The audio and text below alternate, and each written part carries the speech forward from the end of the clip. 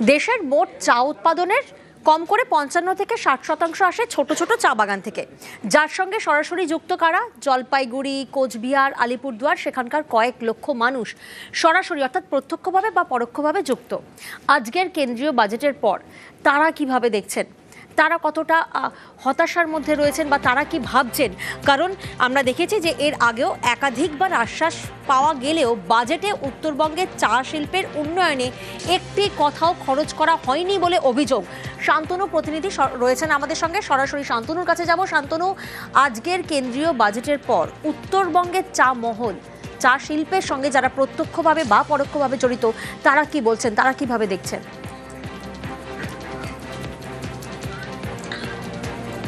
তারা কিন্তু একটি কথা বলছেন, তারা কার্যত হতাশ। কারণ তারা আশাবাদী ছিলেন অন্তত এই বাজেটে কিন্তু চা শিল্পের কথা বলা হবে এবং চা শিল্পকে আরো এগিয়ে নিয়ে যাওয়ার জন্য হয়তো কেন্দ্র সরকার বাজেটে বরাদ্দ রাখবে। কারণ এর আগে 1000 কোটি টাকা বরাদ্দ করা হবে বলে কিন্তু আশার আলো শুনিয়েছিল কেন্দ্র সরকার, কিন্তু সেই বরাদ্দের একটি টাকাও কিন্তু উত্তরবঙ্গের চা শিল্পের উন্নয়নে খরচ হয়নি। স্বাভাবিকভাবে সামনে বিধানসভা নির্বাচন, তার আগেই হয়তো কল্পতরু হয়ে এই বাজেটে চা শিল্পের জন্য অন্তত ঘোষণা হবে, তেমনটাই মনে করেছিলেন চা শিল্পের সঙ্গে যুক্ত যেরকম মালিক পক্ষ রয়েছেন, শ্রমিকরাও।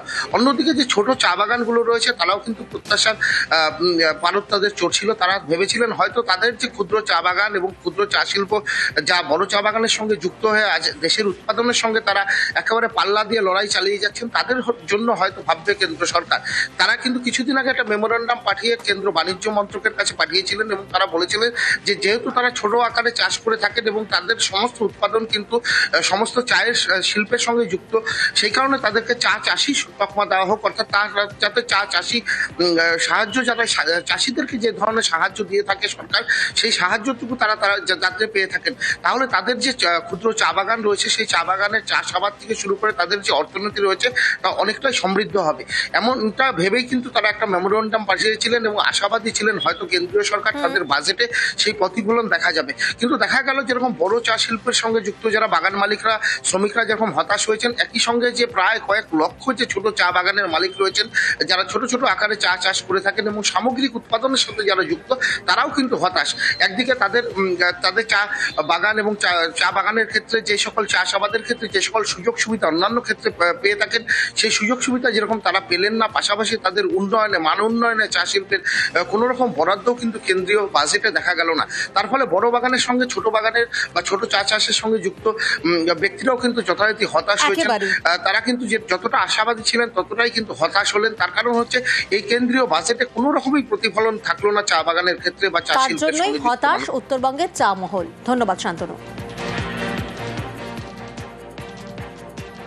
তো আমরা খুব আশা করেছিলাম যে অ্যাটলিস্ট কেন্দ্রীয় বাজেটে মাননীয় অর্থমন্ত্রী চা শিল্পের জন্য কিছু একটা প্যাকেজ ঘোষণা করবেন। দার্জিলিং আমাদের একটা বড় ব্র্যান্ড একটা, এবং দার্জিলিং প্যাকেজ, সেই দার্জিলিং প্যাকেজের জন্য কিন্তু রিভাইভাল প্যাকেজও কিছু নেই। কিছু ইনসেন্টিভ দেওয়া হবে পার্টিকুলারলি চা শিল্পের জন্য, সেটাও নেই।